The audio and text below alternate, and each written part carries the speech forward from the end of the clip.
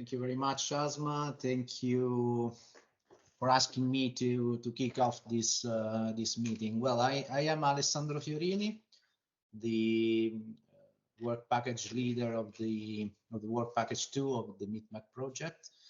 Well, the work package 2, the objective of the work package as a whole is to build a dialogue and to establish a connection between policymakers and high-level stakeholders and experts from both shores of the Mediterranean area for two main goals. One is the adoption of an harmonized policy and regulatory framework related to two important sectors for energy efficiency deployment, which is buildings and appliances, and also for the development of a monitoring and evaluation approach based on common standards, let's say, by fostering the exchange of information and experience between this group of stakeholders. Well, this workshop addresses exactly this second group of activities of the work package 2, which is aimed in details to, from one side, to set up a common regional energy observatory database mainly for energy efficiency indicators, and also to exchange information about national and regional practices related to energy demand and energy efficiency modeling techniques. So the relevance, the importance of monitoring and evaluation in a policy-related work package is it's related to all the phases of the policy cycle. So from the identification of the policy gaps and rooms for improvements to the policy design phase, in which policy monitoring and evaluation provides quantitative based evidence for the definition of policy recommendation, the policy implementation stage, in which the activities are focused on enforcement of policy measures, the policy delivery phase, and also the policy review and policy learning phase. So this is actually the perspective in which all these activities are functional to the objectives of the work package 2 of the meetMED project. So having said that, this was supposed to be a very brief introduction. So thank you again for asking me to start with this presentation, and I leave the floor to the other interventions. Thank you very much. Thank you, Alessandro. Maybe you forgot to mention that you are from Enea, the Italian agency for energy efficiency, part from the meitENER Club Association. So good morning, everyone. It's a pleasure to be again with you working on energy demand and energy modeling. And I am part of this working group activity. I am the chair or the co-chair of this activity 2.4 on monitoring and evaluation of energy efficiency policy. And among this task, Alessandro mentioned this platform, and we have two series of workshops where we exchange practice among partners, one on modeling and one on exchange on the National Energy Efficiency Action Plan, which is led by my friend Osam from RECRE. But today it's dedicated to forecasting. And oops,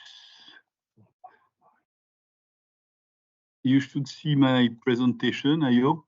Very good. So this is yes, we can see your presentation. So I am from ADEME, the French Agency for Ecological Transition, and I belong to a department, a direction, which is called Direction of Research and Prospective and Modeling. And within ADEME, we have a dedicated staff, 5 people, working on modeling, and I have presented some of them in the previous workshop. As you can see in the cover page, this is a second workshop on planning and prospective in a series of 3. I think we lost your voice.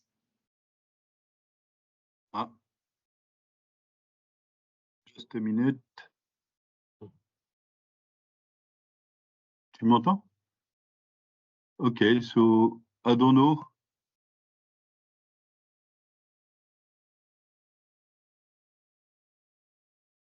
And you can hear me? It's bizarre that. Okay, so I will continue.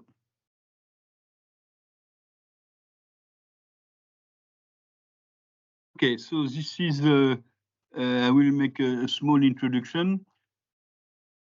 The first workshop, which was 2022, was a sort of starting workshop where we exchange on capacity building on methodologies on forecasting.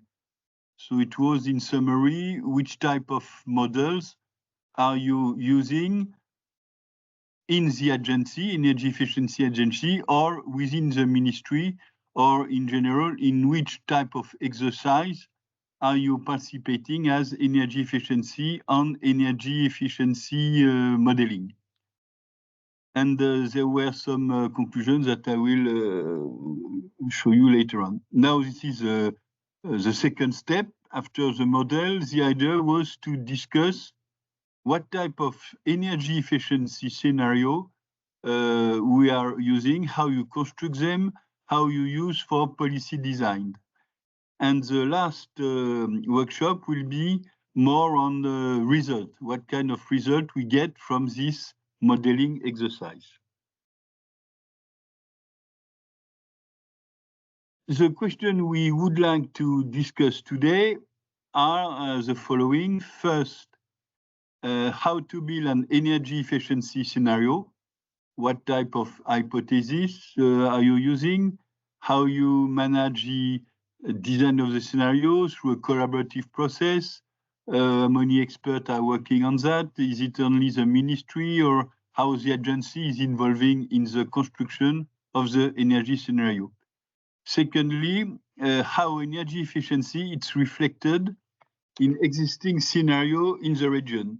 So for that, we will have 3 case studies from Morocco, Tunisia, and Jordan, and I thank in advance all the speakers. We accept to present their practice. I mentioned that Algeria has already presented in the first workshop their practice on energy efficiency modeling. Due to some change of personnel, I have modified a bit the agenda. And after my introduction, we will have a presentation from Mouna Besbes from ANME on the Tunisian scenario. And I thank her because she has another meeting, and I thank her if she accepts to still to present it. So I will right now give the floor to Mouna because she has maybe to leave after. So Mouna, the floor is yours, and please, you can maybe connect and to show your presentation. For the moment, Mouna, yes, you are not, you are here. So good morning, Mouna. Good morning, Didier. Good morning, everyone. Just for the information of the other, we will have a training session next week in Tunisia, organized by Mouna. So I will see Mouna for many days during these weeks. So Yes, Muna, the yes. floor is yours. Can you introduce yourself, please? Okay. Good morning, everyone. I'm very happy to be with you today for this workshop to present the long strategy term in energy sector of Tunisia. So I'm Mona Bespes from National Agency for Energy Conservation. I work on direction of study planification and evaluation. We manage and coordinate mitigation GHG emission in the energy sector, and we also work on strategic studies in the field of renewable energy and energy efficiency.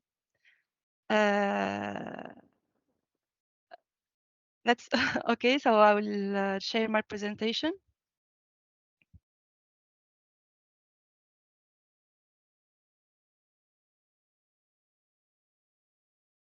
Please, Didier, stop sharing your screen. Didier, please stop sharing your screen to allow Ms. Mona to share her presentation. Thank you. It's done.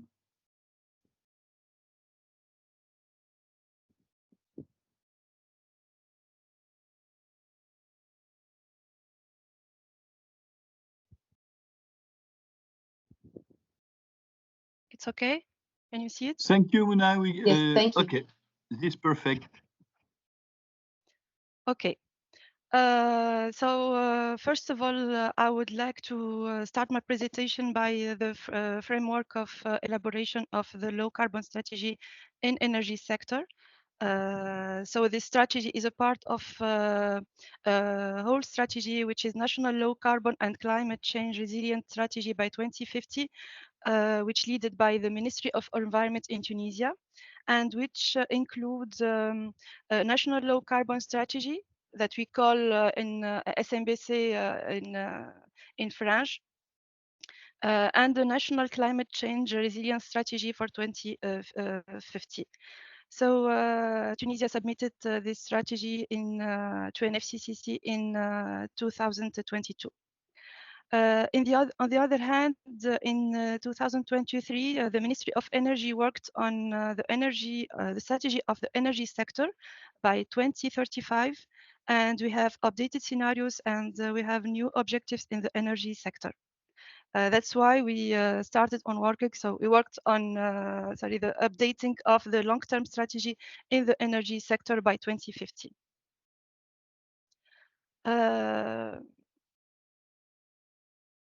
Now I will give you an overview of the methodological principle of the elaboration of the long-term strategy. So there is consultation and involvement of the stakeholders concerned by the energy transition and climate mitigation policy as Ministry in charge of energy, ANME, STEG, Ministry of Transport, society which work on petroleum societies, refinery societies, Ministry of Economy, and others. We create a working group dedicated for updating the socio-economic scenario. So in Tunisia, we don't have an official socio-economic scenario, so we put together we set up an extended working group composed by relevant stakeholders such as National Institute of Statistics, the Ministry of Economic and Planning, and other partners. So this working group did the exercise for the purpose of the SMBC, and because we do not have an official data on the projection of GDP into the future, so we make this exercise for this strategy, and we must update it in each update of the strategy. A series of sectoral consultation meetings were organized to co-construct, discuss, and validate the various hypotheses of the net zero emission scenario.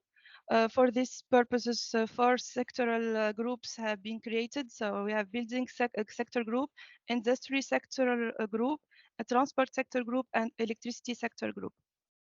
Also, in this work, we look to align with there is alignment with assumptions and results of the study of the development of an energy strategy for Tunisia up to 2035.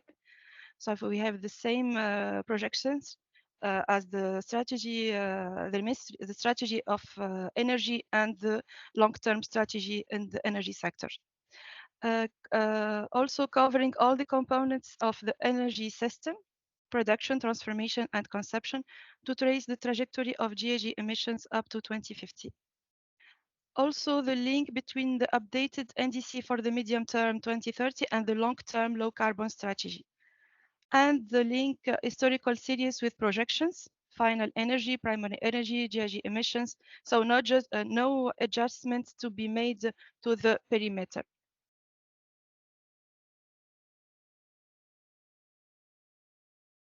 Now I will present the methodological approach. So, as I said, all the process is done in close consultation with stakeholders, and we started by defining an ambitious vision of carbon neutrality in 2050. Then we updated the socio-economic scenario. After that, we elaborated the energy scenarios. So we have the updated business as usual scenario and the net zero emission scenario. And the simulation of final energy demand is done by the meetMED tool. So I will just remind that meetMED is a technico-economic bottom-up demand simulation model where energy demand is simulated based on technical and socio-economic determinants at a disaggregated level by user and by branch. So the first version of this model has been used by INME for the energy planning through the simulation of the final energy demand based on detailed representation of energy consumption by sector, by use, and by energy form. Then the improved version of this model has been used for the simulation of GHG emission for NDC and long-term strategy purposes.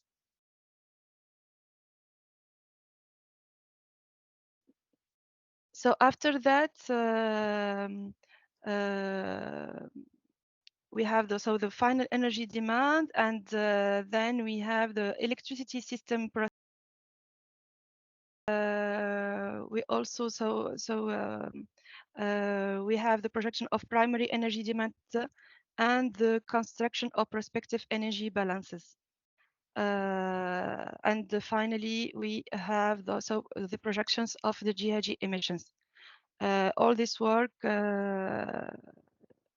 make us to have action, so an action plan for implementation of an NDC in energy sector.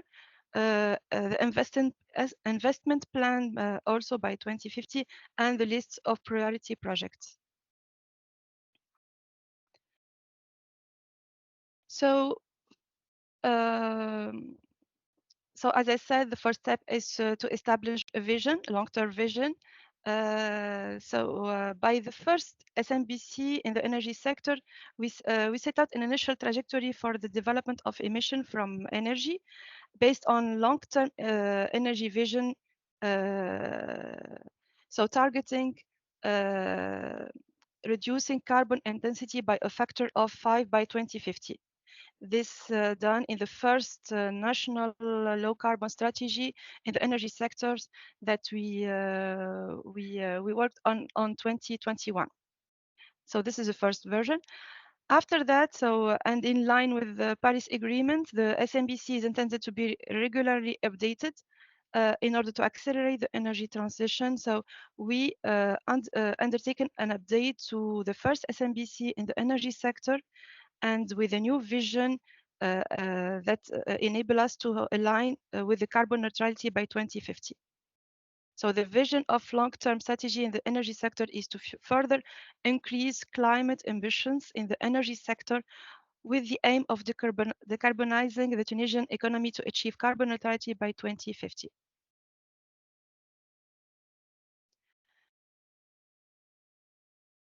Now I will talk about the energy scenarios of the updated SMBC.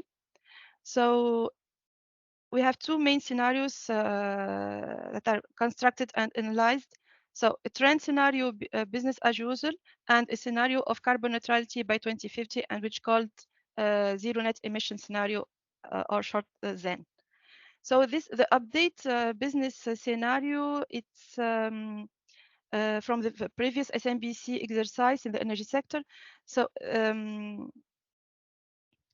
there is an alignment with the choice of the base year, the socio-economic framework between the two strategies for this scenario.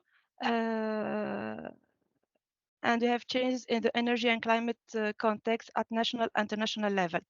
The scenario in which there are no major changes in lifestyle behavior or technologies used for energy consumptions.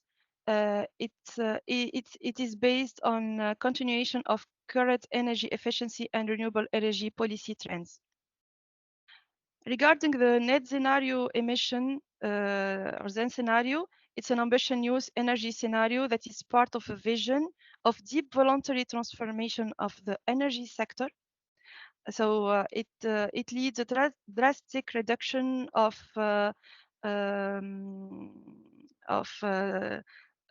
some pillars that we have, like benchmarking with the benchmarking of international scenario, alignment with the objective and assumption of Tunisia's strategy of energy 2035. There is take into consideration substantial reduction in energy demand. Take into consideration the increased electrification of uses, massive deployment of renewable energy to replace the use of fossil fuels, and the use of energies with low GHG emission, such as hydrogen, which is a new technology introduced in this new strategy.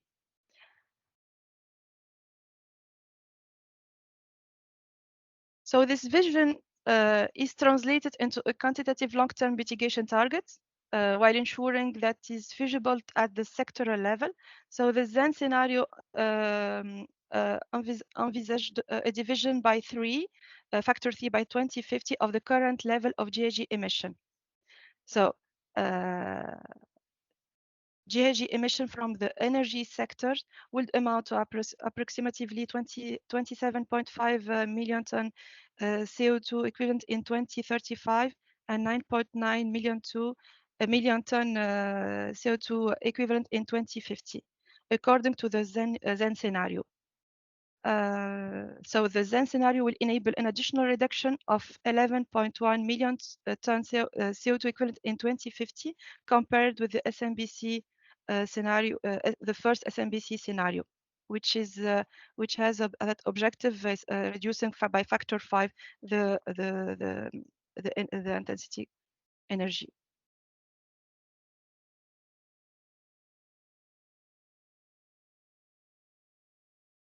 Now I will show the decomposition method that permits us to know from which actions can make reductions of GHG emissions. So when we the overfall in emissions from the energy sector between 2025 and 2050 will be influenced mainly by the policy of decarbonizing the energy mix and energy efficiency actions in the energy and use sectors, which will contribute to the fall of emissions. So and macroeconomic determinants will contribute to an increase of emissions. So as we said here, all sectors combined, so activity, demographic, and GDP will contribute to an increase in annual emissions of 21.7 million tons CO2 by 2050. The decarbonization will reduce annual emissions by 23.6 million tons CO2 by 2050. Energy efficiency will contribute to reduction in annual emission of 13.5 million ton CO2 by 2050. and the sobriety leverage contribute to the reduction only from, it will start from 2045 and contribute to reduce 0.9 million tons CO2 by 2050.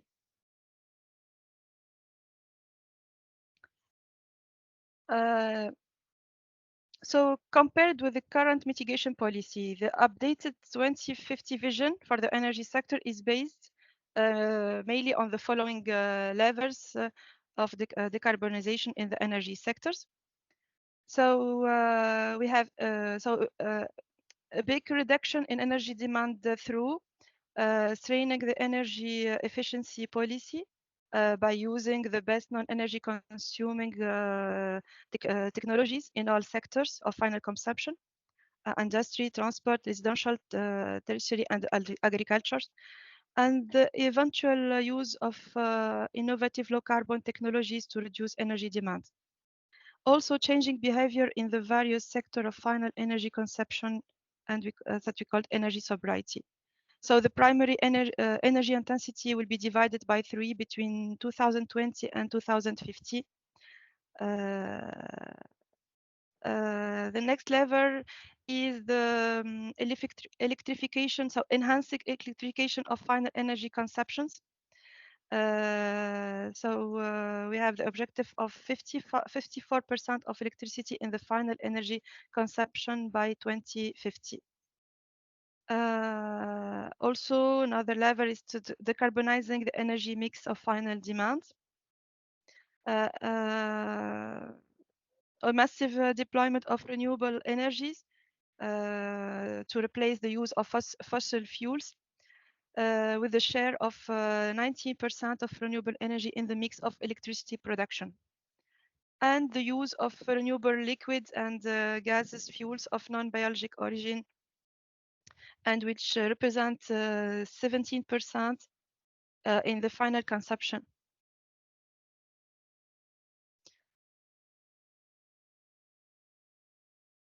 Now let's look to the evolution of the final energy intensity according to that then scenario. So the final energy intensity will fall by 71% between 2021 and 2050, with an average fall of 4.2% per year between 2021 and 2050. So Tunisia's economy will be 3 times more efficient in 2050 than it is today. Tunisia's economy will consume 3 times less energy than it does today, to generate the same amount of GDP. The final energy demand will reach around 9.7 million tons of oil equivalent in 2035 and 10 million tons of oil equivalent in 2050 in the then scenario. So the decrease in energy intensity will be the result of improvements in energy efficiency and energy sobriety in the various sectors of final energy consumptions.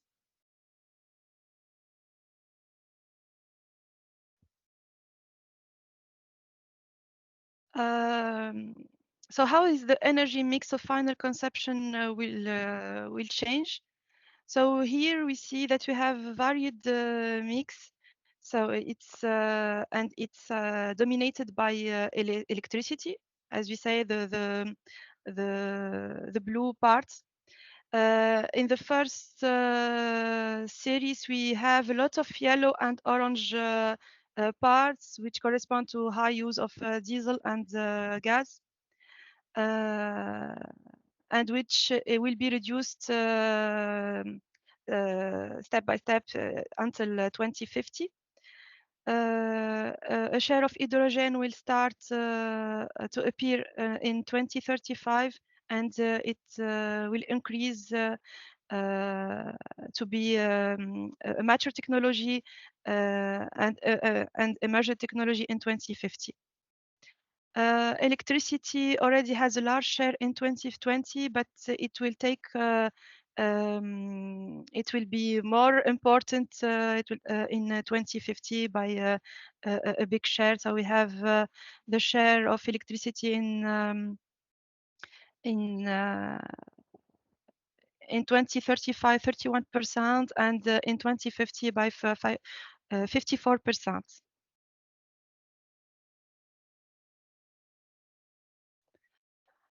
So from the long-term strategy, we elaborate a mitigation action plan in the energy sector. So this action plan is based on specific action plans for each subsector as industry, building, transport, and electricity. And for each sector, the action plan will include both energy efficiency and renewable energy measures. The total emission avoided by the energy sector are estimated at around 11.7 million tons of CO2 equivalent in 2030. This is objective just in the short step.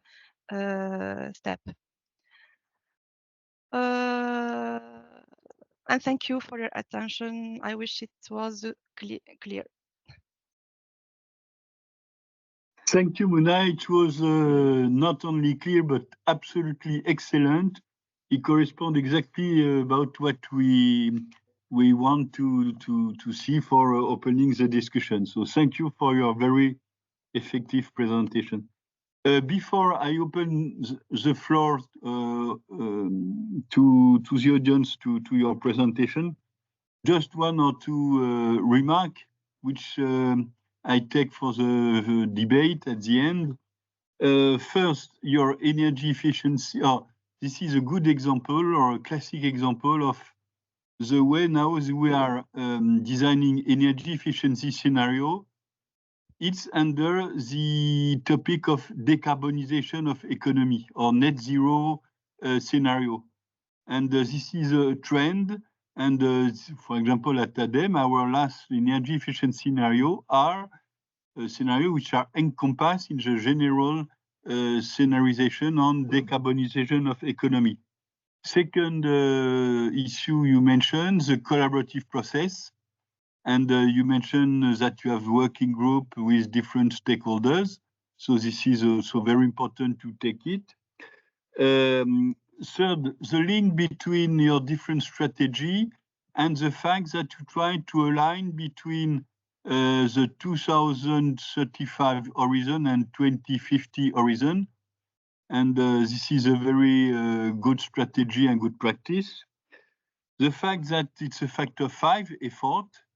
So this is quite impressive, and it's important that a public institution like ANME is able to explain or to demonstrate that we need a factor 5 to reach the target. And there is a graph which is very interesting, and I suggest to all agencies to produce the same graph. It's where you decompose the greenhouse gas emission trend during the period from the reference to 2030 between the different type of factors like activity, decarbonization, sufficiency, and efficiency. And this is a very interesting and pedagogic way to express the contribution of energy efficiency in the total effort for decarbonization. And it's a really, really good and nice example of such methodology. And finally, you make the full exercise because usually we have some scenarios, but especially on the long term, there is very few practice where we have the description of the measures which allow us to reach the 2050 target. So it's why your exercise is very impressive, a very, very good example for all our participants today. So thank you, Muna. I will open. No, really, I appreciate very much. So I will open the floor to some questions. And so you can raise your hand, or you can put your question to Q&A. I see already maybe one. Don't hesitate. No, so there is for the moment no question. So do you have question to our friend from Tunisia?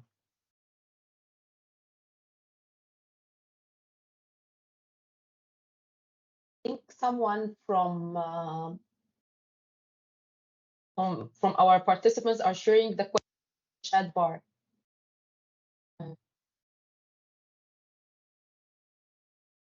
Mr. Asking Ms. Mo,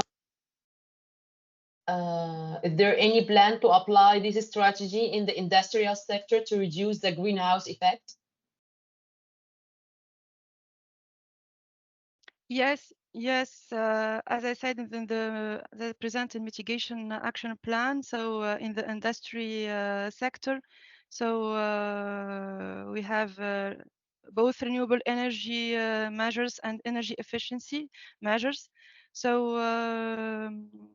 we have the renewable energy auto consumption and solar. Biomass, so as energy efficiency cogeneration, energy efficiency acting on the demand of energy. Yes, all sectors have their sub plan in the sector divided on both renewable energy and energy efficiency. So from the chat, someone else is asking about the role of Tunis or Tunisian municipalities in the ongoing plans. So yes, we work on we collaborate and we make municipalities acting on both these measures. So we have programs with municipalities on energy efficiency as using. We have a program that is with all we have 350 municipalities that we are engaged in a program with econometric to reduce consumption of energy, and we will have in future more actions and measures. But now we work on using LEDs, use facilitating using PV for their own consumption of electricity. So yes, the municipality are working an important role in this strategy.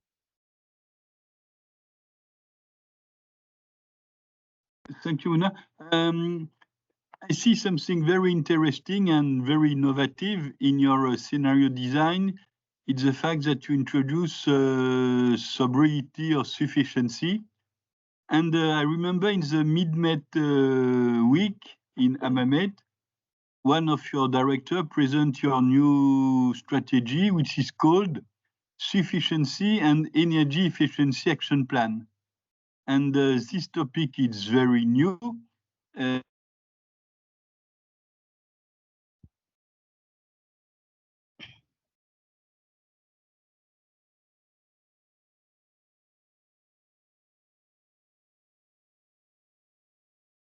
Hello. Didier, I think we lost the connection with Didier. Miss Mona? Yes, you can hear me. Yes, Okay. Yes, I hear you, but it's interrupted. Okay. Yes. No. So I see. My question is, could you give to the audience one or two examples of hypothesis of sufficiency?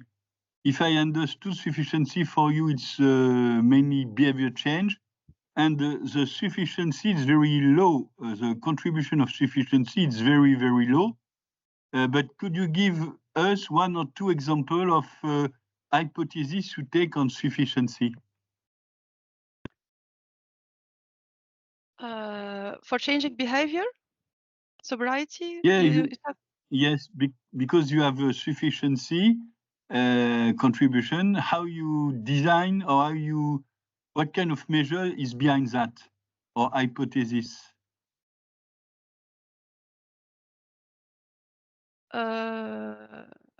Reducing temperature temperature of concise passengers kilometers. Okay. What else? For air conditioning, you have something? Sorry, I can hear you. I can't hear you. For air conditioning, do you have some hypothesis? Cooling. Using efficient, we have what we call like étiquetage. We have for Labeling. one label. Yes, we have a label for air conditioners, and we have we encourage to use class 1 lab with 1 and 2. Which are more efficient and consume less energy. Okay, there is one more question. Any details from, I'm not very familiar to that. Any details for scope 1, 2, and 3 of carbon emission? Have any measurement strategy being implemented, or are they planned for implementation soon? It's a question from Arut Ayan.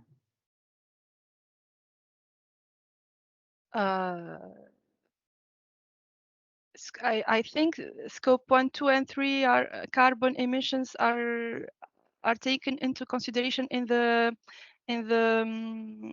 the quantification of carbon of products or organizations. But in this scope, we talk about consumption and demand. It's not the same. It's not the same area, I think. I understand your point. Okay, thank you, Muna, for a really excellent presentation and your answering of the question. Normally, so thank you. We will go to the next Thank you, case. DJ. Sorry, sorry. I would like to be with you for the end of this webinar, but I have another meeting, and I'm obliged to leave you. Thank you. Thank you. I understand. Okay. Very bye good. Bye.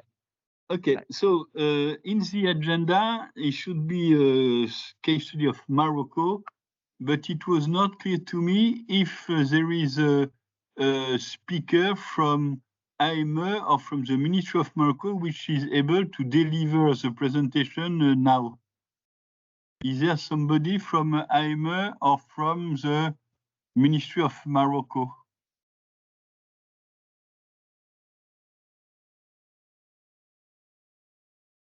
It seems no for the moment.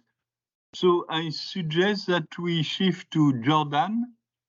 And I see that our colleague Omar from Jordan is here. So please, Omar, could you make your presentation?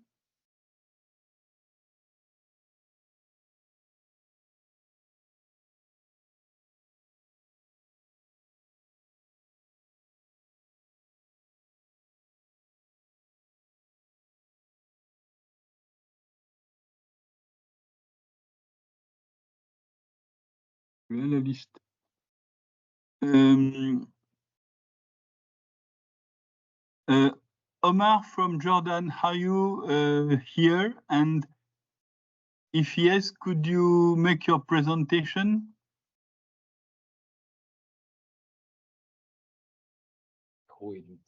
But your micro is muted, Omar.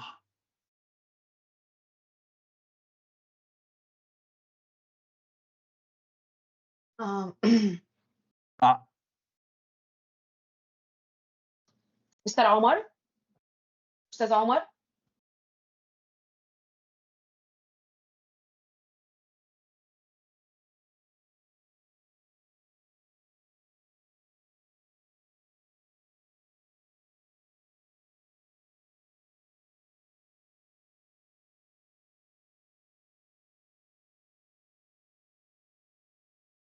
أستاذ عمر الروسان Mr. عمر الروسان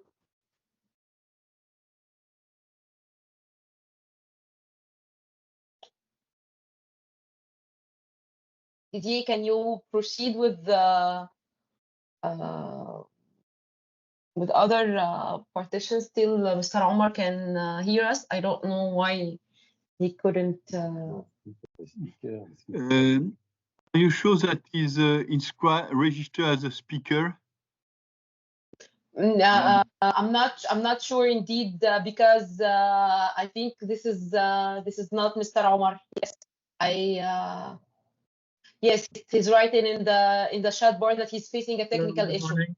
Okay. Good morning, Omar. Good morning, Omar. We can see you. Hello. Can you We hear me can as see. well? Very Yes, good. yes. Thank you, Thank you Omar. very much. Thank you for the invitation to it's my pleasure to be here with you all. Could you introduce yourself, Omar? Yes, definitely. Good morning, everyone. I'm Omar Arusan, a policymaker at the Jordanian Ministry of Energy and Mineral Resources. I'm responsible for developing the related renewable energy and energy efficiency legislations and policies. In addition, I'm also responsible for conducting market studies about renewable energy and energy efficiency in this regard. Finally, moreover, I usually lead the efforts for developing the energy efficiency and national energy efficiency action plan that you have already just mentioned in the introduction of this workshop. So it's my pleasure to be here with you all. Thank you very much. Okay, shall I go ahead and present my presentation? Please go ahead. Go ahead. Thank you very much.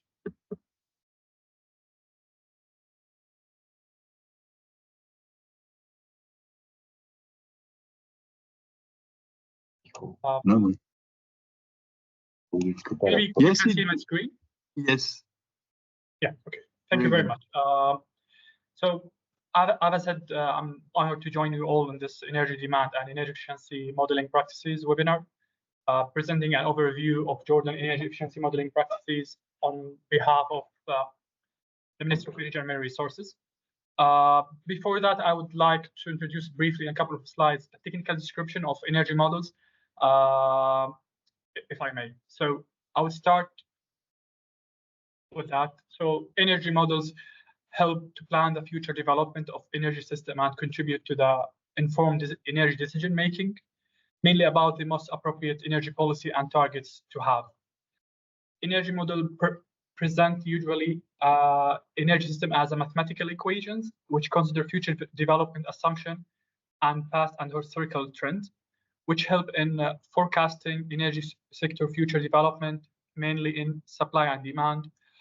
Moreover, investigating policy and technologies choices impact on the sector. So with this in mind, there are many attempts by many researchers in the literature to classify energy models in the literature. However, the categorization to top-down and bottom-up models dominates the field currently in the literature. So top-down models are one of the oldest energy modeling concept, if not the oldest. These models provide the link between the energy sector and other macroeconomic sectors, examining the possible impacts of energy policies in economic growth and public welfare. However, these models represent the different parts of the energy sector in aggregated view, thereby reducing its usefulness in providing an in-depth analysis of energy sector on its own. There are 4 different models considered as top-down models, and they differ in certain features and model structure. So they are mainly input-output models. These models depend on historical data, and thus they are more suited for short-term modeling. We have the econometric models, which relies heavily on empirical data. And we have also the computable general equilibrium. These simulate long-term policies by assuming perfect equilibrium of the energy markets. And finally, there is the system dynamic. These type of models uses feedback loops between energy sector and the economy for the evaluation of the developed correlations and then address any limitation. So these are the top-down models. Regarding the bottom-up models, they trace back to the 1970s in response to the oil crisis. These models, in contrast to the top-down, analyze in great depth energy sector components and the interaction between the subsystems of the energy sector. Thus, this allows these models to project future technological development under the impact of various energy policies and against number of environmental targets. The bottom-down energy models are usually classified into 4 different types: optimization, simulation, multi-agent, and partial equilibrium. However, this depth analysis comes at the expense of its suitability for long-term energy modeling and its ability to represent the macroeconomic impact of energy policies. Finally, we have the hybrid model. This hybrid model tries to capture the benefits of both models, the top-down and the bottom-up models, and thus overcoming their inherent challenges. Okay. So right now I will turn my attention and focus on the Jordanian case as for now. So the development of the Jordan Energy Strategy 2020 to 2030 has been developed using the TIMES model. So the TIMES model have been used to determine Jordan energy efficiency strategic goals. If I may introduce the TIMES model in brief for the audience, TIMES model is an optimization model usually used to identify the least cost energy system against certain targets. Usually include simplified macro and microeconomic models as a change to the usual perception of bottom-up models that do not consider the macroeconomic impact. TIMES allow for more flexibility in time and data compared to other bottom-up energy modeling. So for Jordan, our energy efficiency target is to improve the energy efficiency nationwide by 9% by 2030 compared to 2018's levels. As you can see here in the graph and in this slide, the main macroeconomic assumption used for identifying the energy efficiency target are 3% economic growth over the period from 2018 up to 2030, and around 2% population growth over the same period.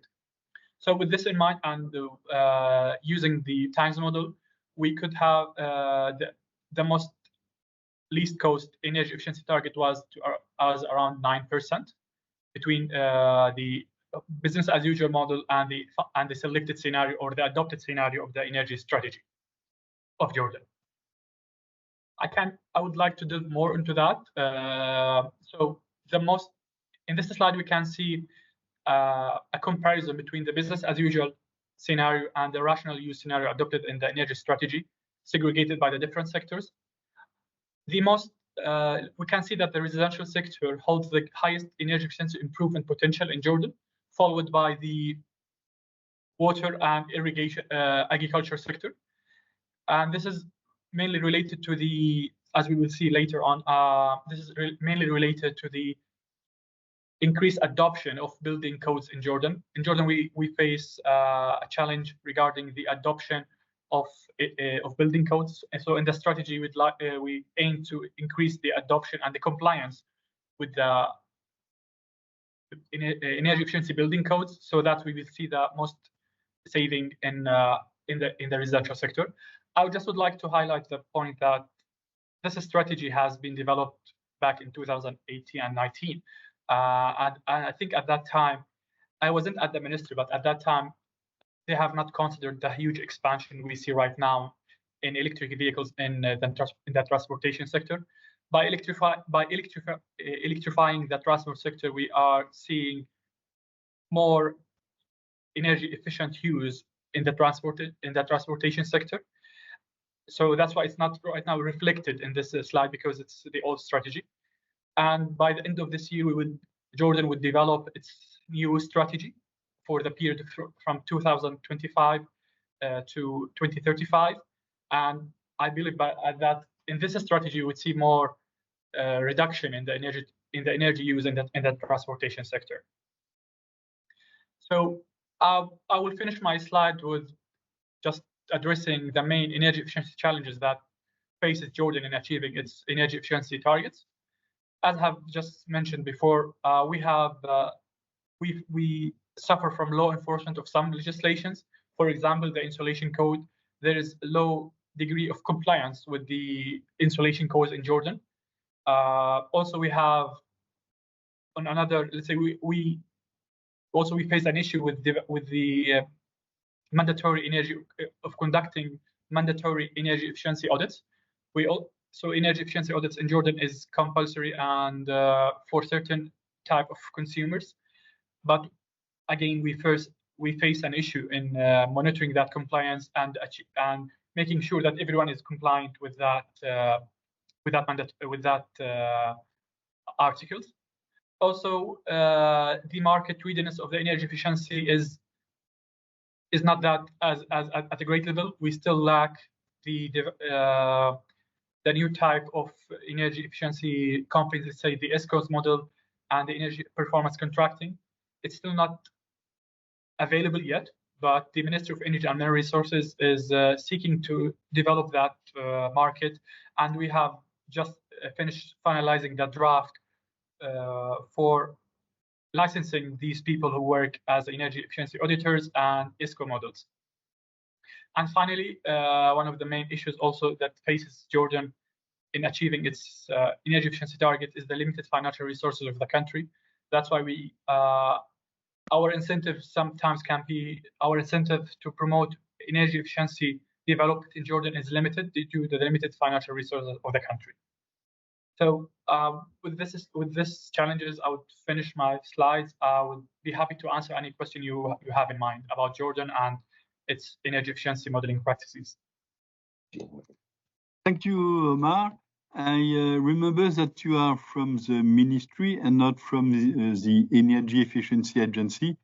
I don't know if there are other Jordan participants here from NERC or other stakeholders dealing with energy efficiency. Just some. Okay. I work at the Ministry of Energy and Mineral Resources. There is no agency in Jordan responsible for energy efficiency. Yeah, I know that, but it's maybe we have some Jordan participants in the meetMED network. I know we have NERC, yeah, the Royal Society National Exactly. Energy. And my question is, I don't know if NERC is doing modeling or if all the NERC, modeling exercises are within the ministry. It's within the ministry. Okay. The Ministry of Energy and Mineral Resources is responsible for developing and formulating energy strategies for the whole sector. And doing so, it determines the energy efficiency targets, renewable energy targets, everything related to the planning of the sector is within the hands of the Ministry of Energy and Mineral Resources in Jordan. Okay, so my following question is, what type of collaborative process do you manage to design the scenario? Is it just internal work in the ministry with you discuss among you with directions and experts from the ministry, or you open the debate or you create some working group with other stakeholders? Okay, I think we lost the speaker.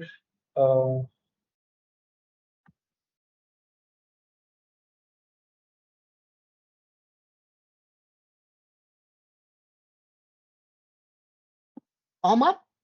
Yes, I'm with you. Shall I proceed to answer? Or yes.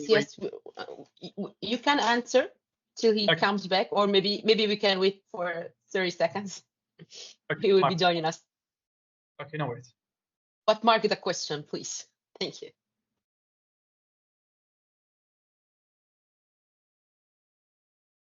Go ahead with the answer, please. Okay. Go ahead with the answer, please. Okay. No worries. Okay. So the development of energy strategy in Jordan is collaborative efforts. So despite that the ministry is responsible to develop the energy strategy, we have we have to coordinate with our stakeholders in the sector. So there are some entities who are responsible for the electricity system of Jordan and the other parts of the energy sector, for example, the oil and gas system, the minerals system. Everything has its own entities, but the Ministry of Energy and Mineral Resources represents the umbrella for the whole energy sector. So it's not an internal process, it's a collaborative approach and effort to represent, to update our energy strategy. So for example, in Jordan, we have the single buyer electricity model for our electricity system.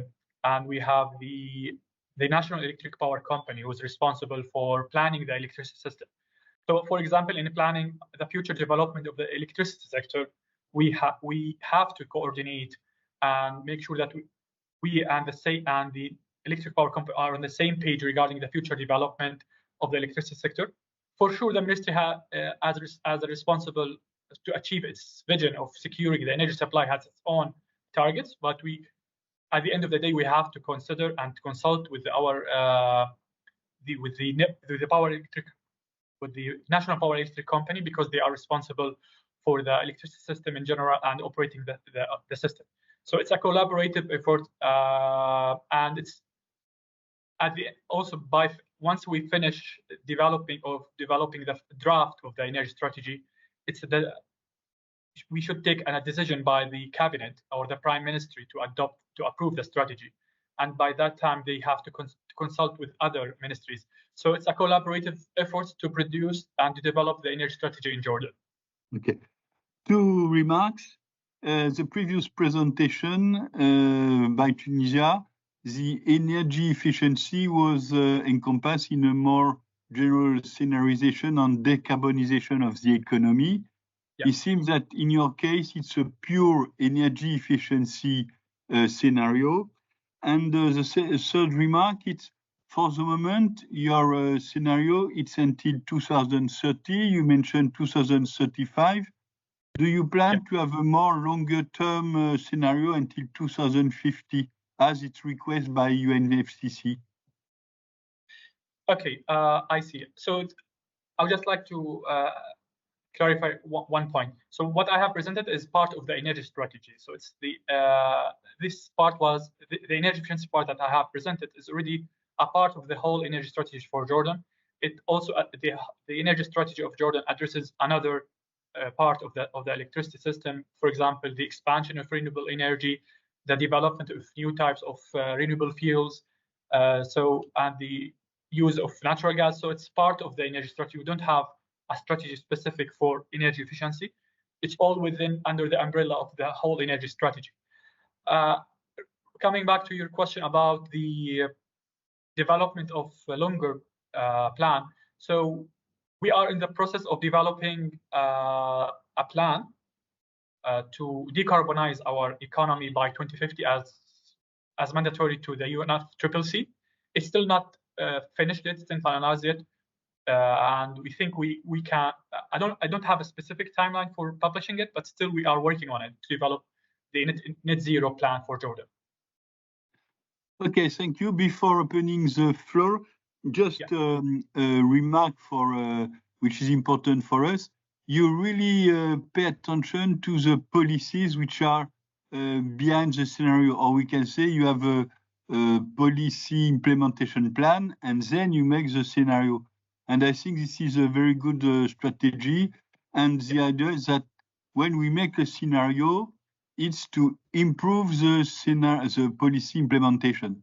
So it's why I like your presentation. So I open the floor to our friend. Do you have a direct question to Omar? Because in the chat, I don't see question dedicated to this presentation.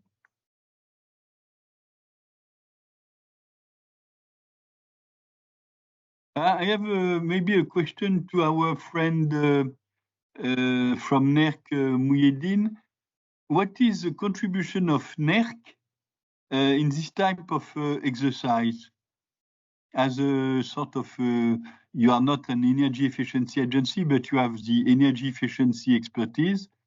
What is your contribution in this type of collaborative process?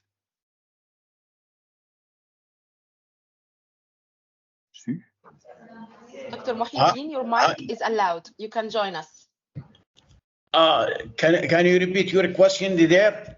Yes, my question is, what is the involvement of NERC as an energy efficiency expert in this collaborative process of the Ministry for the energy efficiency scenario? Are you just user of this modeling, or you provide some expertise? Thank you, Didier, for your question. Actually, we used to be the technical arm for the Ministry of Energy, and we have also contributed in the preparation of the energy strategy, the first one 2007 and until 2020, and the second one 2020 until 2030. Also, myself, I was one of the technical committee for the preparation of the energy strategy. We contribute a lot on the preparing. Always we are, let's say, very close to the Ministry of Energy and support them with the expertise related to the policies, regulations, review of instructions and bylaws and so on. Okay, thank you. It's a very clear answer. Do we have other remarks or question linked to the Omar presentation?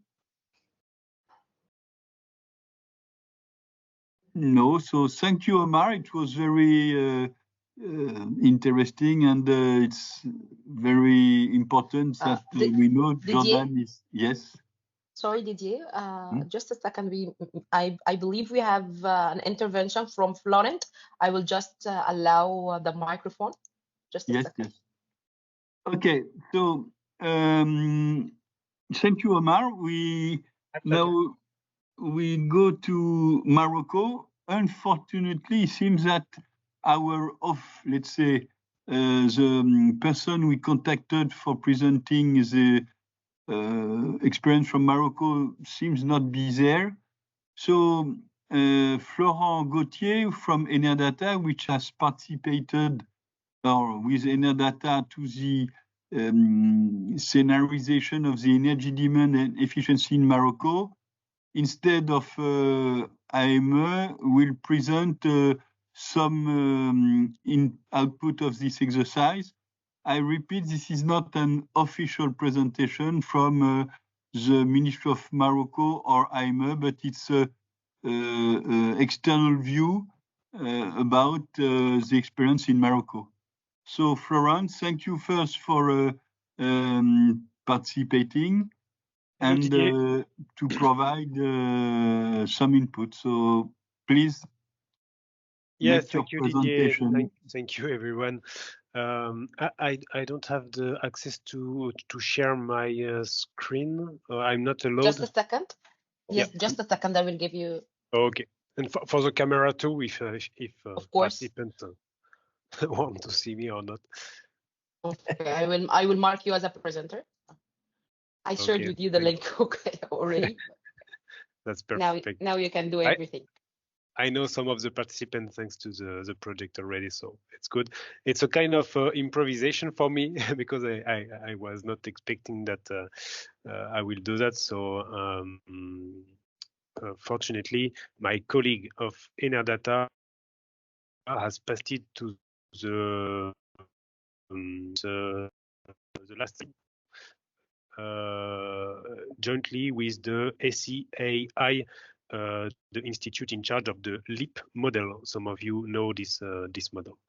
So once again, I will share some graph and make a short introduction also on the context. In 2020, Morocco had designed his vision for 2050. So it was the first step of the process. And after that, in 2022, the objective was to detail a low carbon national strategy and to detail it into sectorial plans of decarbonization. Which includes a list of measures and impact assessment for each sector. So the big overview, the big 2050 vision has been translated into a quantitative model of the energy system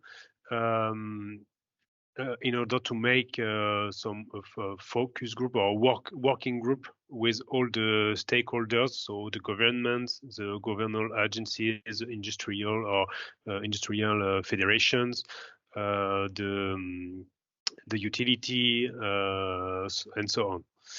The objective of this low carbon strategy is the carbon neutrality in 2050. So as reminder, the carbon neutrality means that the emissions and the absorptions of GHG make the sum of 0.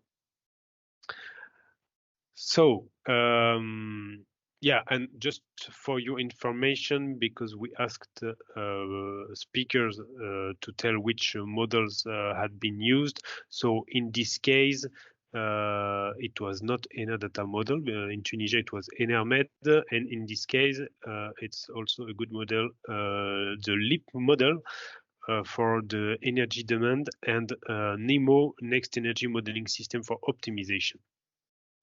That's for the information of everyone. So here, as you can see on the screen, it's the results of this at the global scale. So all sectors are represented here. And you can see on the dot line here, it's the net emission. So the net emission reach the 0 in 2050 and maintain this 0 to 2060. It is due to a strong decrease on the emissions. So the white bar means all the emission that has been avoided between the reference scenario, that is on the bottom part, and the net zero scenario, which is on this part. So all of this is a reduction of CO2 emission, and then at the end, in 2050, for example, all the sectors are representing almost 50 million of tons of CO2 equivalent that are compensated by the increase of the absorption. So the Utkaft sector. If we deep dive into all the sectors, so on the left part is the energy consumption variation from now to 2050 and 2060. So here it's the energy, and on the right part you can see the million of tons of CO2 equivalent emitted. So it's very interesting to have these two comparisons. So in the case of the residential sector, we can see the initial situation and the final situation. So in this case, we can see a very strong impact of the electrification of all the uses. We can almost say that it's 100%, or let's say 90% plus solar technology. And on the top part, we can see the effects of the energy efficiency that decrease the energy demand compared to the reference scenario. In the case of residential sector, we can say 25%. For the industrial sector, the same kind of graph. So here you have on the bottom part, you have the reference scenario, and the white bars refers to the energy that has been avoided thanks to energy efficiency.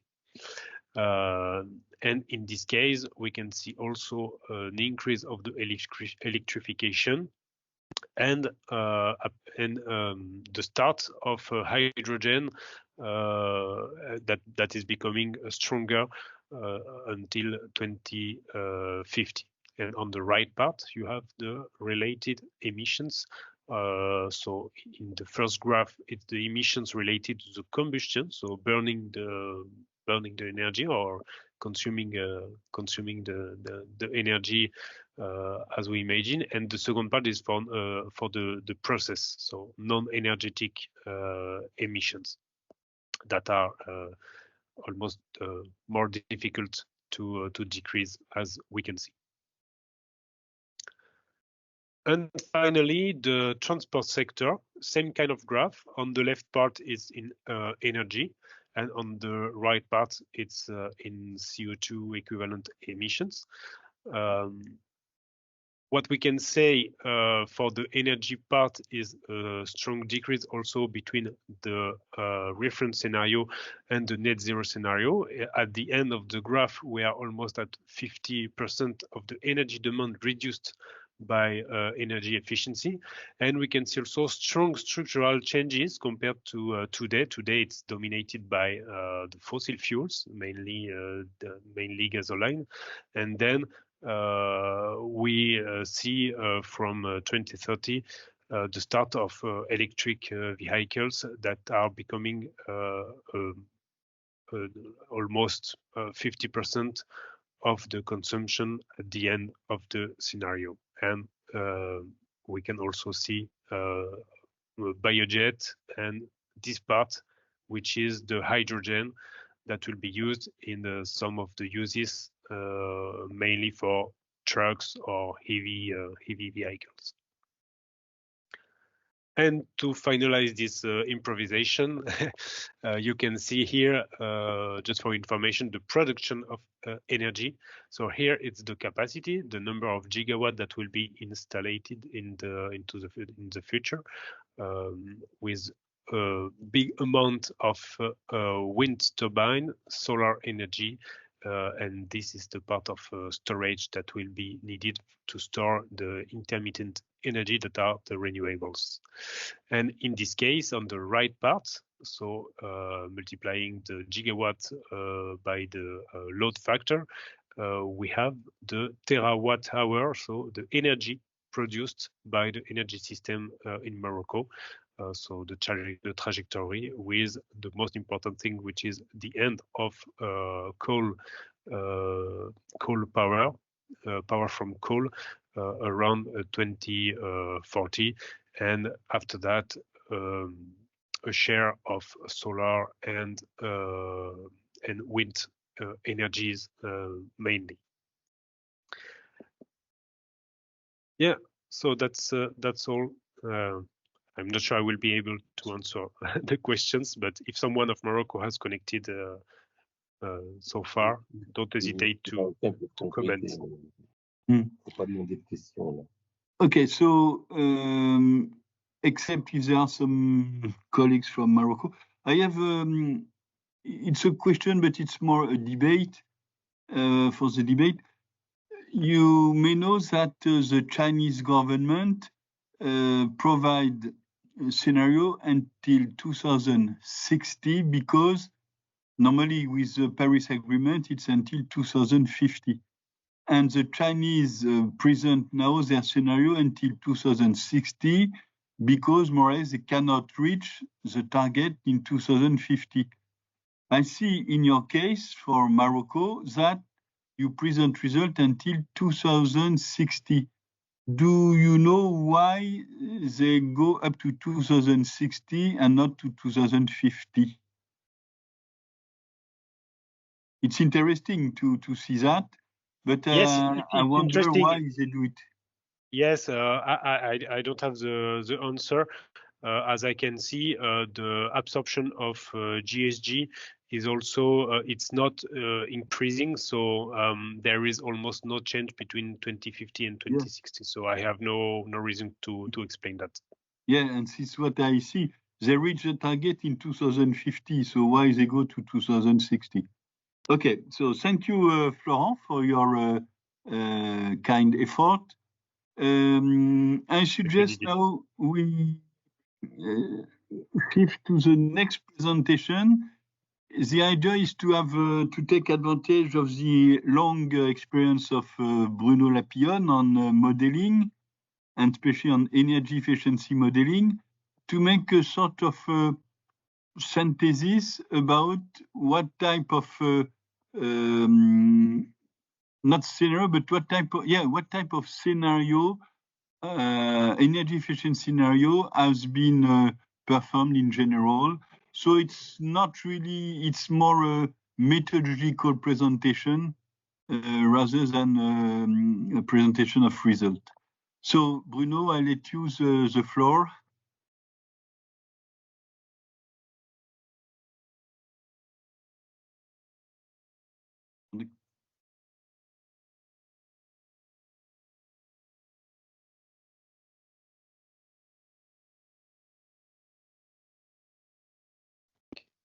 Thank you very much.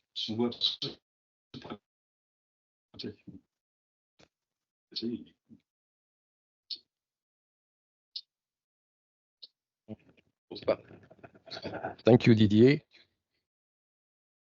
I was supposed to make an introduction, but because of organizational constraints, we shifted to the end, so it's more a conclusion. But I will try to adapt to the content. So just a reminder that already Didier mentioned that in the first workshop, I made an introduction on the tool that could be used for energy demand modeling. This was also recalled by our colleague from Jordan. What is important to know, which was the conclusion of this first workshop, that it is important to use a technico-economic model or end-use model, because they are the only way to well take into account the effect of energy efficiency policy measures and the diffusion of new technologies, because they represent the technology at the level of the end use, the equipment. We can take into account the behavior and so on. And indeed, they turn out to be the favorite tool used by most administration and energy companies. We had the example of Morocco where they used LIPT, the example of Tunisia where they used a model developed by meetMED, and before it was called MEDPRO. And in the case of Algeria, we had also the use of a similar model that was presented in the first workshop. These end-use models, they rely on scenario to account for change in the futures, especially related to energy efficiency. So the purpose of that workshop was to continue on what is an energy efficiency scenario. What I am recalling here was already explained by most of the speakers. The basic thing is to start with a reference scenario, a baseline, and to have alternative scenario where we will take into account some changes, especially related to energy efficiency. So this is why we call that energy efficiency scenario. So baseline and one or several energy efficiency scenario. And when we compare the baseline with the energy efficiency scenario, this shows what is the impact of the energy efficiency scenario, of the measures that were included in the energy efficiency scenario in terms of reduction of energy demand, a change in the fuel mix, and ultimately reduction in the emission. So it's this type of approach enabled to get an idea of what is the potential for energy demand reduction, and the result will correspond to different potential. What we have seen in many examples, especially the case, I think the case of Tunisia and Morocco, is that the approach was rather normative, because the objective was to have a very low carbon scenario, a net zero emission scenario. So in that case, we can say it's a theoretical potential. How can we get net zero emission? But the potential can be what is socially feasible, what is economically feasible, what is technologically feasible, taking into account the existing technologies. This slide just show what was presented by the other speaker before, so I'm not going to present it. And the slides presented on Morocco were quite interesting, because they combine on the same graph the business as usual scenario and the energy efficiency scenario, and show what are the different components for reducing the demand in the different sector, or reducing the emission in the different sector. First question, how do we design the business as usual scenario, the reference scenario? It should show how energy demand would develop in the future in a reference situation. What is this reference situation? In the case of Tunisia, they said that the reference scenario was assuming the existing trends in terms of energy efficiency, but it's a bit vague. It can be also related to the energy efficiency measures that exist. or do not exist. So one extreme baseline scenario could be to consider that there has never been any energy efficiency measure implemented. So it's a bit theoretical, but it has the advantage to show what is the impact of all the policies that have been implemented since policies have been implemented. But this is seldom the case for a baseline. The second type of baseline, which is more common, is to take into account the efficiency measures that have been already implemented. For instance, if there are building standards on buildings, they will be considered as existing, but we can take into account also what is the real level of compliance with the building standards. And there are many countries. I'm not going to give example of your region, but we have worked in Mexico, where officially when you read the measures that have been implemented, there exist building standards, but the level of conformity to the standard of compliance is very low because of lack of control. And it was considered by the Energy Agency of Mexico that about 5% of buildings were following the standard. So this has to be taken into account in the baseline. Or the baseline can be extended to measures that have been already decided but not implemented. So I would say the second case and the third case are the more common, and the second case should be the reference. Now, the energy efficiency scenario, and necessarily there is not only one energy efficiency scenario, will be based on assumption on technological options that could be decided. Implementing of thermal regulation if they do not exist, so in which year they will be implemented, or reinforcement of the existing thermal regulation, and what is important, the level of compliance. Taking the example of Mexico, when we design energy efficiency scenario in Mexico, it was very important to differentiate according to the scenario, the level of compliance. It can be on the ambition of retrofitting in countries where this is a big issue. It's more in Europe that the issue is very important, but it can be also the case in the region. What would be the future regulation for appliances, lighting, air conditioning in terms of minimum efficiency standards, in terms of labeling, as was mentioned by our colleague from Tunisia, regulation for new vehicles, penetration of efficient equipment like solar water heaters, electric cars, heat pumps, and so on. Another approach can be not to link to measures, concrete measure, but to make assumption about a level of implementation or diffusion of technological options.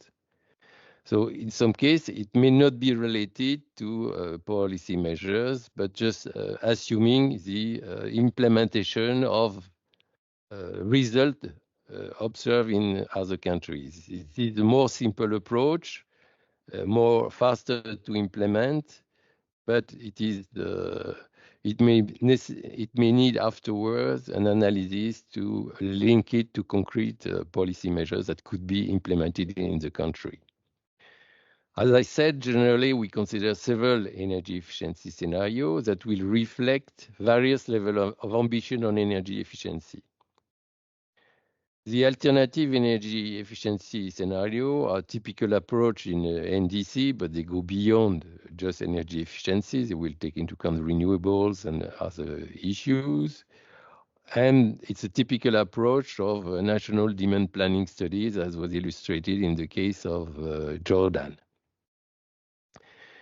And there are different ways of presenting this alternative scenario. It can be stated policies corresponding to specific policies, or policies, additional policies, meaning that will include in the scenario additional measures. This is a typical approach that is used in France.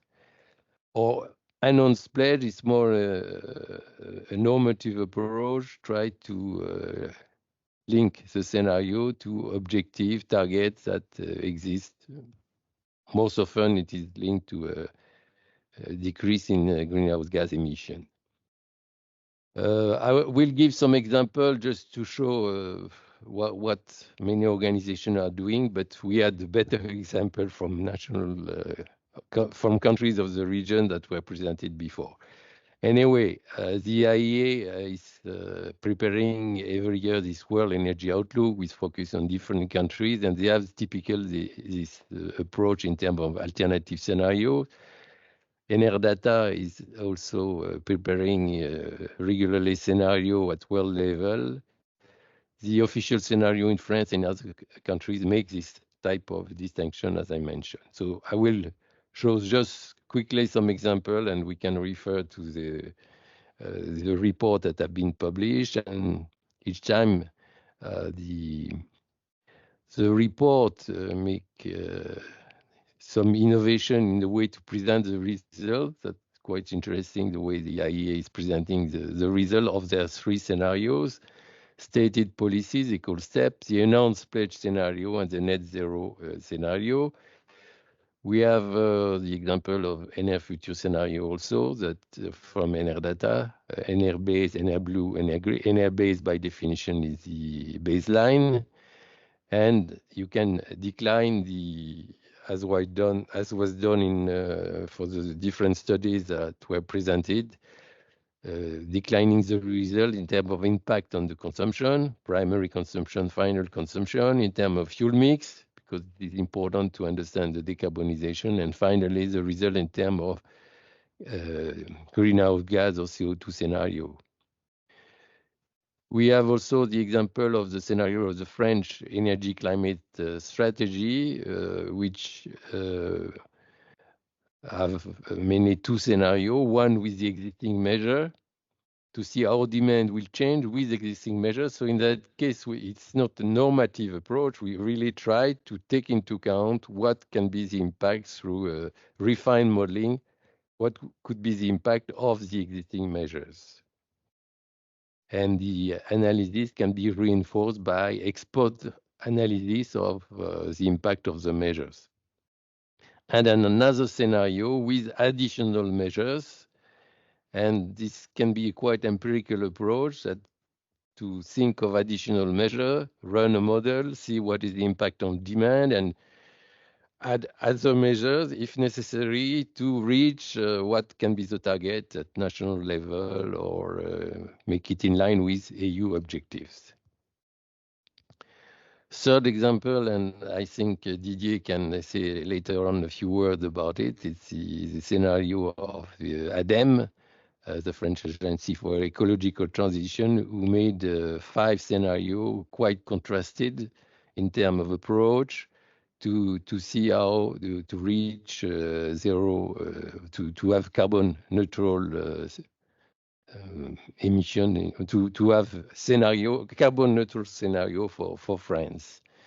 And some will give more importance to technologies and other more to behaviors, what we call sobriety and sufficiency in English.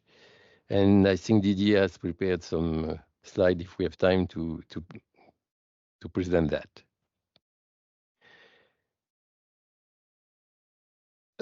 Energy efficiency scenario so far that we have discussed look at demand at the national level, but it can also be specific to a sector.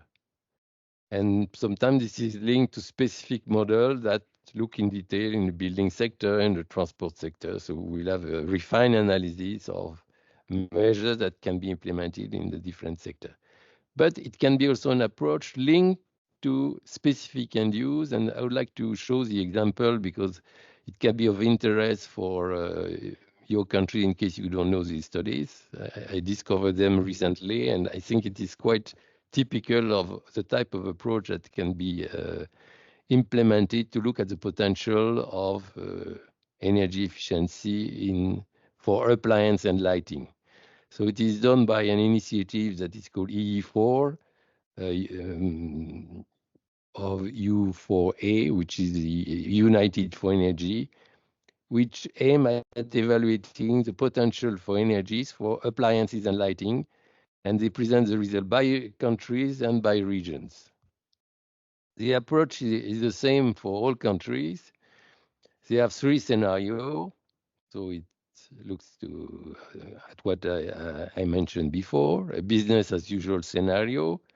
The second one will be the implementation of MEPs in countries that do not have MEPs, simple MEPs, and stronger MEPs. MEPs mean minimum energy performance standards.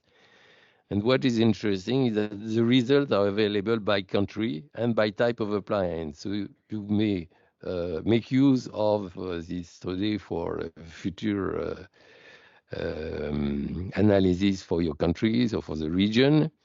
And what is the definition of the different scenario? When they don't look in detail of the countries, they try to take typical assumptions in terms of performance of appliance, the lighting, air conditioning, and so on. So the business as usual assume no action is done to introduce efficiency products.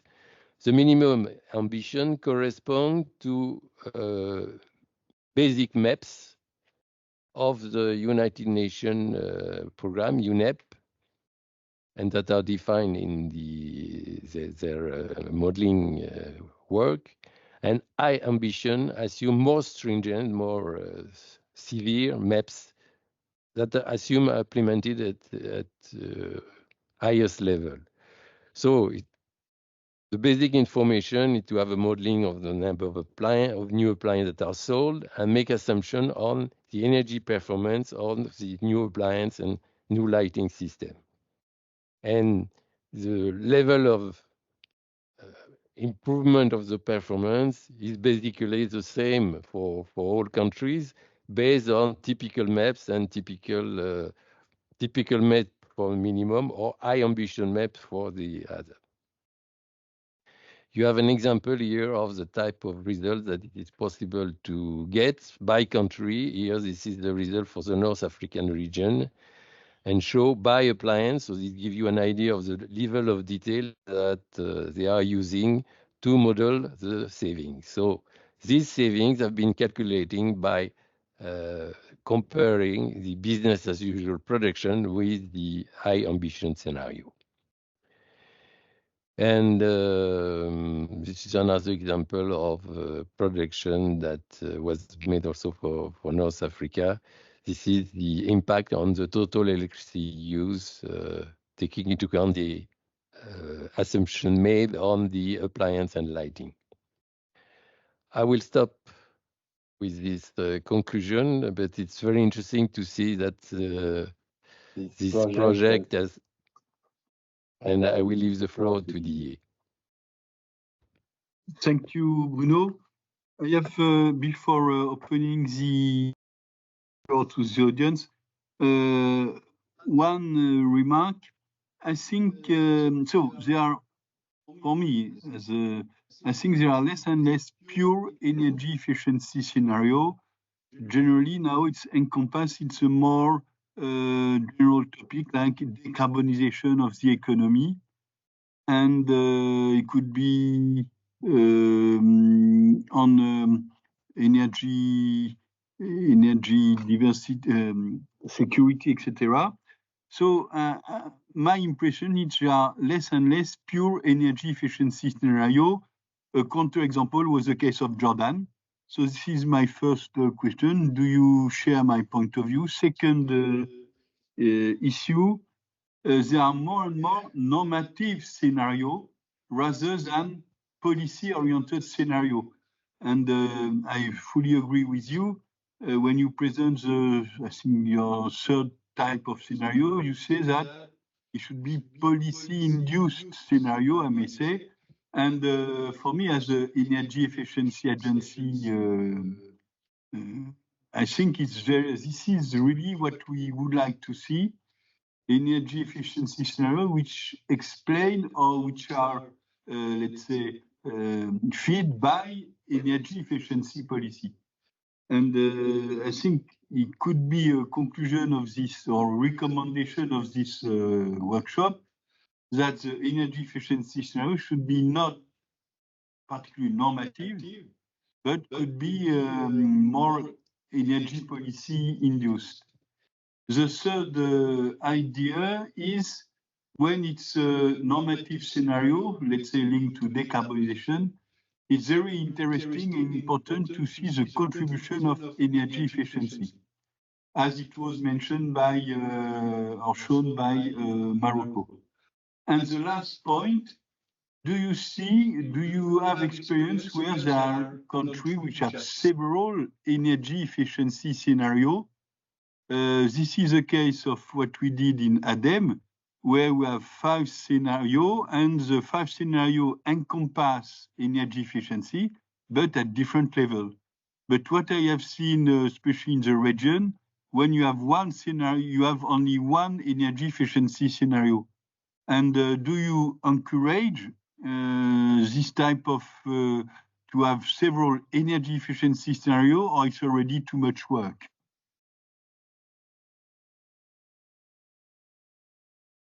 Oh, thank you for your interesting comments. I would say the example of France I show from the energy efficiency scenario made for France, and the example of the work done by U4E with appliance and lighting is typically energy efficiency approach. It's not, I would not say it is normative, and it takes into account several scenarios. It's several energy efficiency scenario. In France, as you know, we have the scenario with measures, but it can be several addition of measures, so there can be several variants depending where we want to go. And in the case of the world project like of U4E on appliance and lighting at world level, they really take 2 levels of ambition, and I think it's important to have these 2 levels of ambition. One may be more realistic, so this gives some kind of uncertainty as to the potential of energy efficiency, have a kind of minimum and maximum potential. Yeah. What were the other questions? Now there is a new tendency to have sufficiency and energy efficiency scenario. And when I discussed this before this workshop with Bruno, he told me sufficiency is not for the moment a topic for the region. And I say yes and no, because in the meetMED week, I saw Tunisia, and also Adrian mentioned that their new plan is called Sufficiency and Energy Efficiency Action Plan. So my question is to you is, do you think, as it was done by Tunisia, it's a good idea or some new practice to separate or sufficiency scenario, or at least to separate what is a sufficiency scenario and energy efficiency scenario? Yes, it's a good idea. The approach taken, as I said, with the end-use model like LEAP, or anyone able, I mean the region. Yeah, unable to take into account the behavioral component. We had example of what type of behavior they took into account in Tunisia, but as you noted, the impact on the reduction of demand in the case of Tunisia was marginal. Mm-hmm. So my doubt is about the level it can have. It may have more impact in countries where energy prices are low, and that case behavior. In fact, the price were low may have pushed to less aware behavior. Maybe in case of Algeria, I don't know if we have colleagues of Algeria who have made some assessment on that. So thank you, Bruno. I will open the floor, and I want to rebound on that issue. Do you think it could be a recommendation from our workshop to say that as a new type of energy efficiency scenario designed, we encourage agencies to work or to elaborate some sufficiency scenario. Do you think it's a good recommendation, or it's too early, or what is your opinion as a, let's say, a participant of the region? And more general, I open the floor to a question to Bruno or to make remarks on this workshop. I agree. We can have that as a recommendation. I think we should also insist on the fact that maybe the potential in terms of sufficiency may be more important in the service sector than in the household sector. I've not so much experience in the region, but we have worked a lot in Latin America, and in many countries, the level of temperature for cooling is so low that there is a huge potential. It's typical to have cooling set at 20 degrees, so it has a big impact on the consumption of electricity in the service sector, in hotels, offices, and so on. So, from the audience, do you have question or remark to Bruno or to in general? In the chat, I don't see many questions. Okay, maybe from the French experience, if I have time, I will show one or two graphs. I would like to come back to the comment made by Bruno about energy efficiency scenario, which are based on policies implementation. And it was what is happening right now in France. We have a first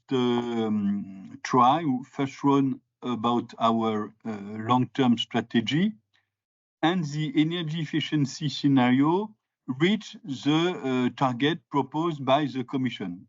So it was a sort of normative energy efficiency scenario where we reached the EU target.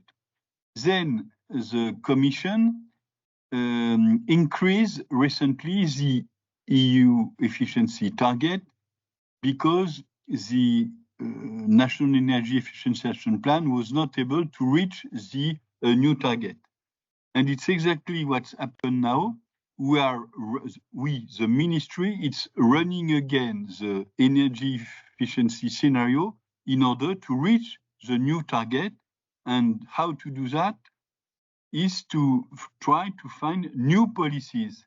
And this is why we still not have published our NECP, because we have difficulties to find additional policies to put that in our new energy efficiency scenario. So I think this is a good idea about this new type of design. If it works, I will share again my presentation. I don't know if it's the case. Can you see it? Yeah. Asma, can you open my, I don't know if I have to share. Okay, Didier, we can see your screen. Qu'est-ce qui se passe quand tu partages?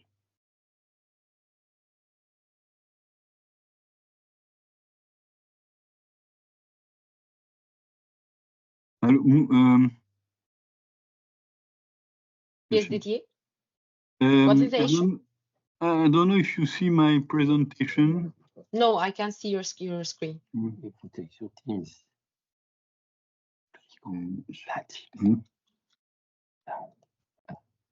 I tried to partager. Okay. Now we can see it. Okay. Enlarge the screen, please.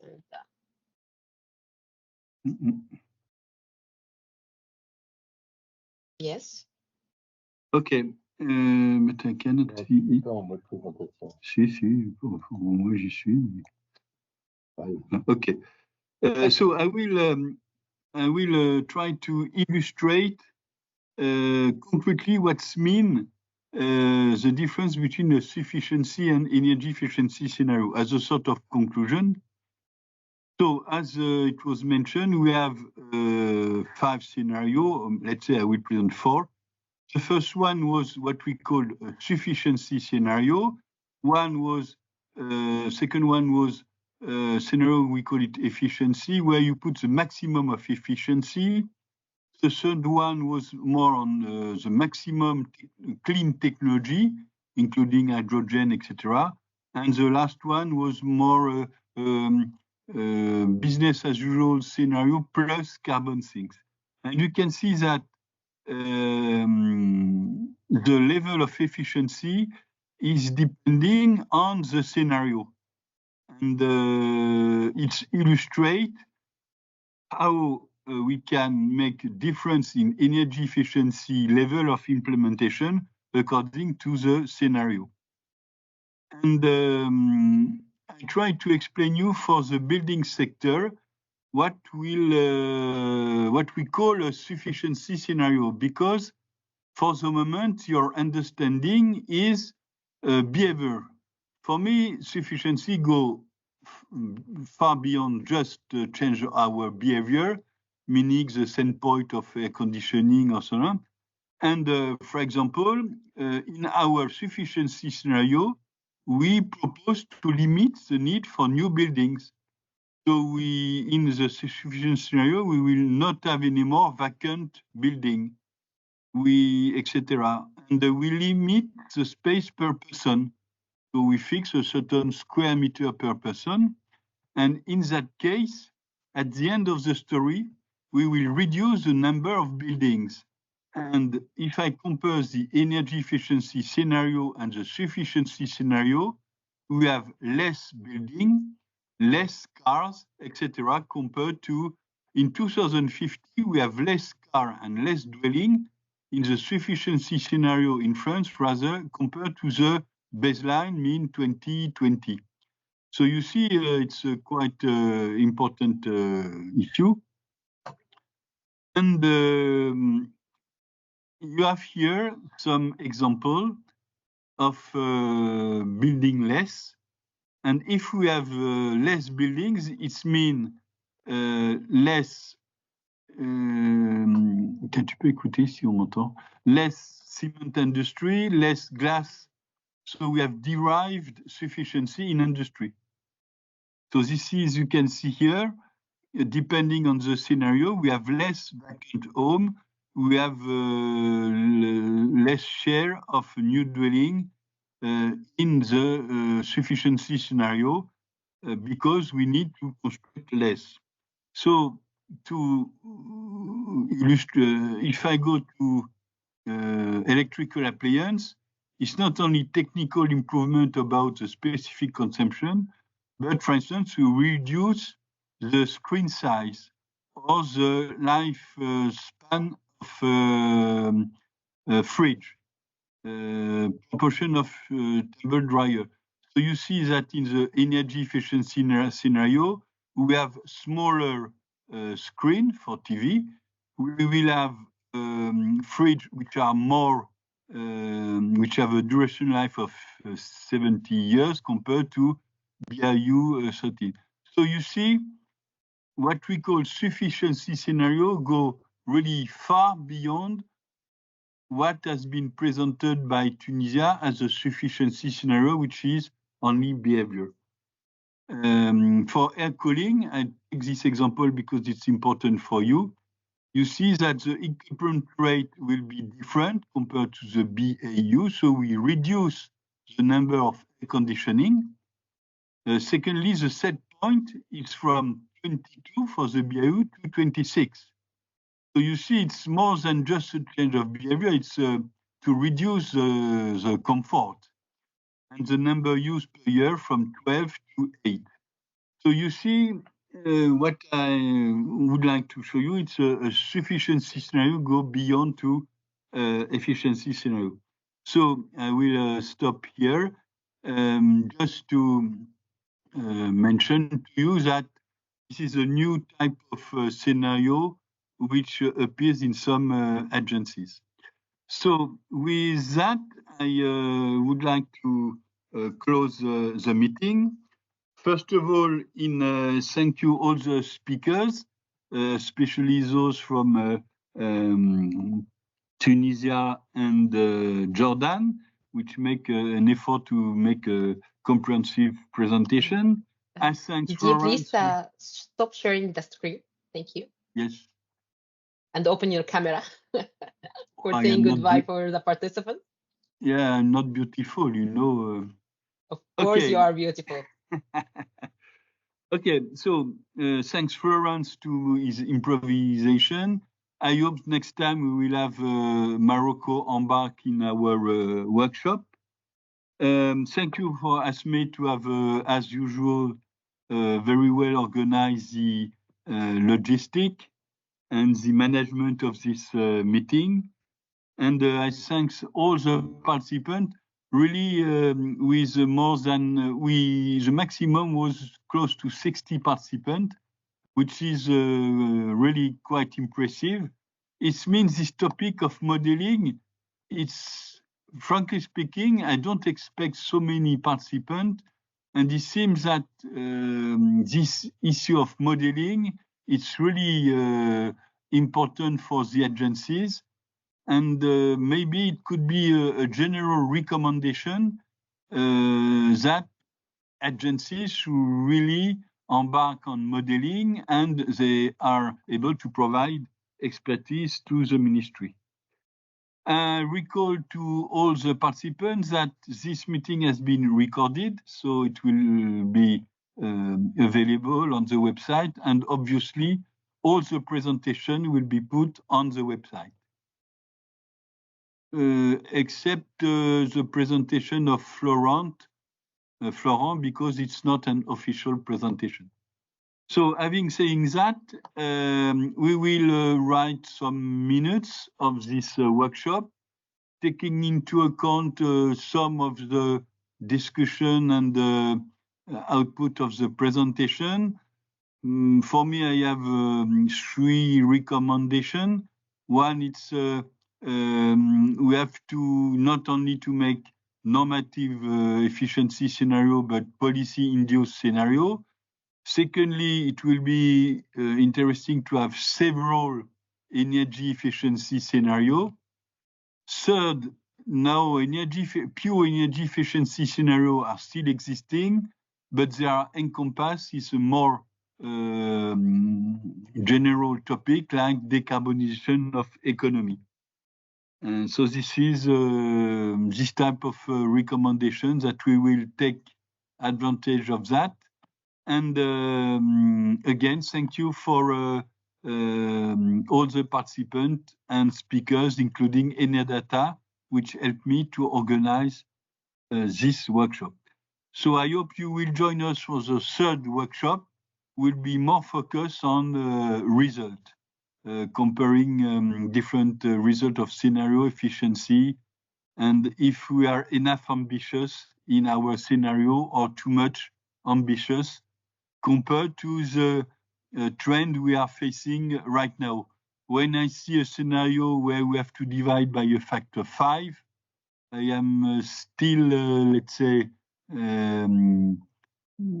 interested how we will really reach a factor 5. Having said that, thank you for all your participants and have a good lunch and see you for our last workshop, certainly end of the year or beginning of the next year. Bye-bye. Thank you. Bye-bye. Thank you very much.